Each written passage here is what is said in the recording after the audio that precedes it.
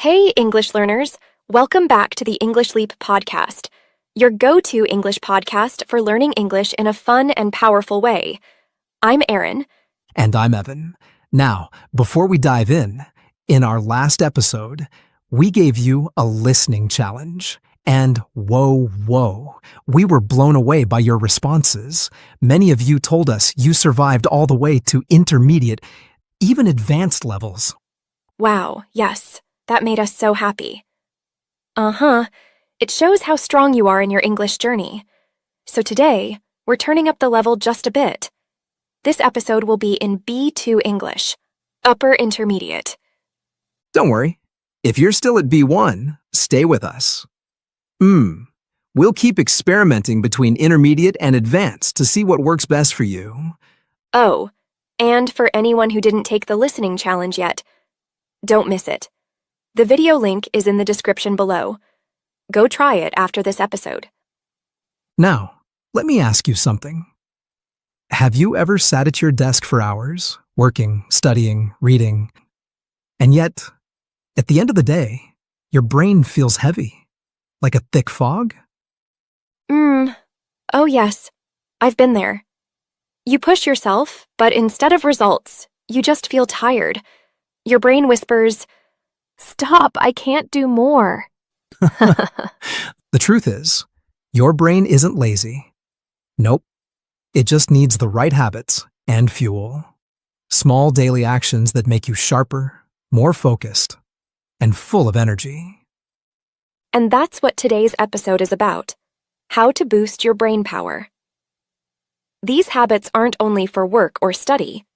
You can use them for learning any new thing. And yes, we mean for learning English too. And hey, don't forget, we've prepared a free PDF guide for you with all the key points, practice questions, and vocabulary from today's episode. You'll find the link in the description. Speaking of vocabulary, later in this episode, Crystal will join us for the vocabulary breakdown. She'll take some useful words and explain them in simple English, so you can really understand them, and use them in your own English. That's one of my favorite parts. It makes the new words so easy to remember. So, if you're ready to give your brain a real upgrade, let's jump into part 1, deep focus and energy. So, let's start with focus. You know, many people think they need to sit at their desk for 5 or 6 hours straight to get real work done. Whoa, I used to do that all the time. And guess what? At the end, I felt completely fried. My brain was like, "Please, stop." Exactly. But here's the truth. Our brains actually work best in short cycles, around 90 minutes. This is called the 90-minute rule.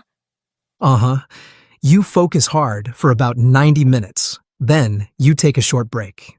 That break resets your brain. And when you come back, you're fresh again. And it's not just a theory. Students who study this way, athletes, even top performers, they all use this rhythm. It's smarter than pushing for hours. I tried it last week. I set a timer for 90 minutes, worked only on one task, then took a 15-minute break. And wow, I got more done in the morning than I used to do in a whole day. Right. And once your brain has worked hard like that, it also needs a reset. That's where another secret for energy comes in: a simple morning walk. Oh yes, without headphones. Just you and the world. Exactly. When you walk like this, your brain goes into a creative mode. New ideas just pop up. It also reduces stress and clears your head. And sunlight. Don't forget that. Just standing outside for a few minutes in the morning gives your brain a natural boost. It sets your mood, helps you sleep better at night, and makes you feel awake during the day. So true. Sometimes we look for complex solutions, but really a short walk and a little sunlight can do magic for your brain. So, to sum it up, focus in 90-minute blocks, take real breaks, walk in the morning, and catch some sunlight. Exactly.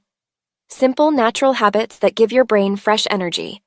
And now that you're focused and charged up, let's move to something just as important: how to feed and recharge your brain. Yes. Let's go into part 2, nutrition and recovery.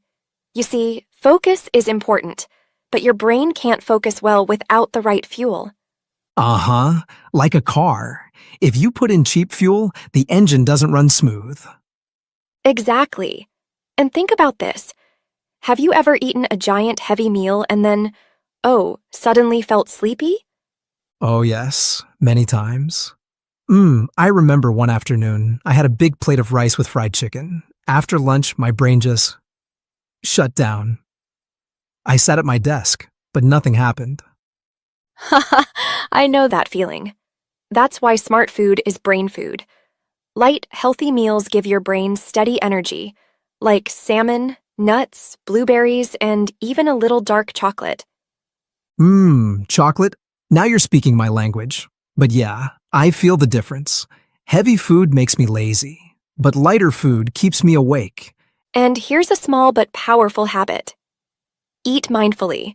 That means no scrolling on your phone, no TV, no rushing. Just eat and enjoy. Uh-huh. I tried it once, and honestly, it was strange at first. But yeah, you're right. I noticed I felt full faster, and calmer too. Exactly. When you eat slowly and mindfully, your body knows when it's full. You get energy without that heavy, tired feeling. And speaking of rest, let's talk about naps. Many people think naps are for kids, but actually, they're like a secret weapon. Oh, really? I always thought naps would make me more sleepy. That's the mistake. A short nap, just 20 minutes, is the sweet spot. It recharges your brain, improves memory, and lifts your mood. Okay, that sounds doable. Not a long nap, just a quick one. Right. And the last part of recovery is movement. But don't worry, I don't mean 2 hours in the gym lifting heavy weights. Haha, good, because that's not me. Just light movement. Stretching, yoga, even a slow walk. It clears mental fog, lowers stress, and brings fresh energy. Uh-huh. Even when I just stand up and stretch my arms, I feel more awake. Sometimes small moves are enough. Exactly. Light food, mindful eating, short naps, and simple movement. That's how you recover and give your brain the fuel it really needs. I like that. Take care of your brain, and your brain takes care of you. Exactly. And once you fuel your brain, the next step is keeping it clear. Not easy in today's world of phones and endless notifications. Right. So, let's move into part 3, digital and mental clarity. This is a big one. Our brains are powerful, but they're also sensitive. And in today's world, phones, apps, and endless notifications keep stealing our focus. Uh-huh. I know that feeling. The phone buzzes, I check it for 1 second, and whoa, suddenly 20 minutes are gone. Exactly. That's why a digital fast is so important. It means creating small pockets of time with no phone, no social media, no notifications, just silence. Wow, like a break for the brain. Yes, because every ping or buzz gives you a tiny hit of dopamine. Feels good in the moment, but too much makes your brain restless, always looking for the next hit. Uh-huh. I've noticed that. On days when I stay off my phone for an hour, I can think deeper. My mind feels calm. That's the point. Digital fasting rewires your brain for focus, not distraction. Wow. Now, let's talk about silent mornings. Imagine starting your day with no talking, no texts, no calls, just quiet. That sounds strange, but also kind of peaceful. It is. In silence, your brain warms up slowly, without stress. You give your prefrontal cortex, the thinking part of your brain, space to start the day. That makes sense. Because when I start my morning with messages, my head feels busy all day. Exactly. Silence gives clarity. Even 20 minutes of quiet in the morning can make a big difference. True. And finally, There's something called the mental load dump. Uh-huh. What's that? It's simple. Before bed, take a notebook and write down everything on your mind. Tasks, worries, ideas, big or small. Just dump it all on paper. Oh, like clearing the RAM in a computer. Yes. When you write things down, your brain feels free. You sleep deeper because your mind isn't holding on to all those open loops. I like that. Instead of lying in bed thinking, don't forget this, don't forget that, you put it on paper and let your brain rest. Exactly.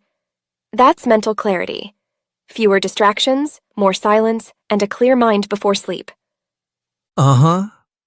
And when your brain is clear, it's ready to learn, explore, and grow. Which brings us to part 4. Curiosity and learning. You see, our brains are not machines. They don't just need focus and fuel, they also need curiosity. Uh-huh. Curiosity. Like that childlike feeling when you keep asking, why? Why? Why? Exactly. Curiosity keeps your brain young, sharp, and flexible. Even small questions can wake up your mind. Like yesterday, I suddenly wondered, why do cats purr? I looked it up, and whoa, I learned something new in just 5 minutes. That's what I call a curiosity burst. You don't need hours. Just a few minutes a day, exploring one random question, and your brain lights up. Right. Then there's the curiosity hour. It's when you give yourself a bit more time, maybe in the evening, to learn something simply because you enjoy it. Not for work, not for school, just for fun. Oh, I love that. Sometimes I read about space, or I watch a documentary about history.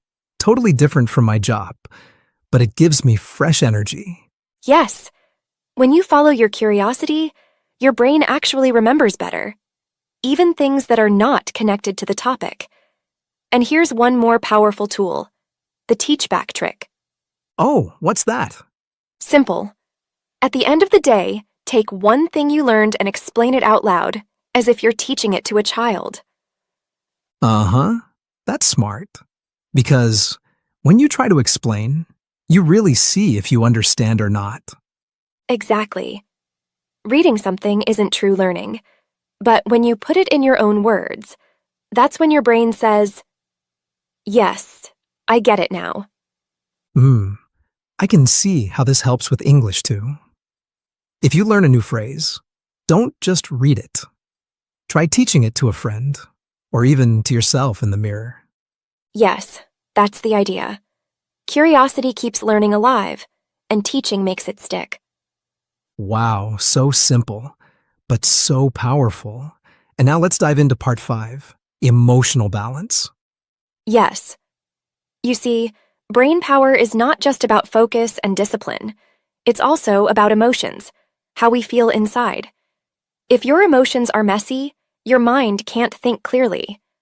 Uh-huh, that's true. On days when I feel stressed, even small tasks feel huge. Exactly. That's why emotional balance is so important. One simple way is social interaction. Just one real conversation every day. Not texting, not emojis, real face-to-face talk. I love that.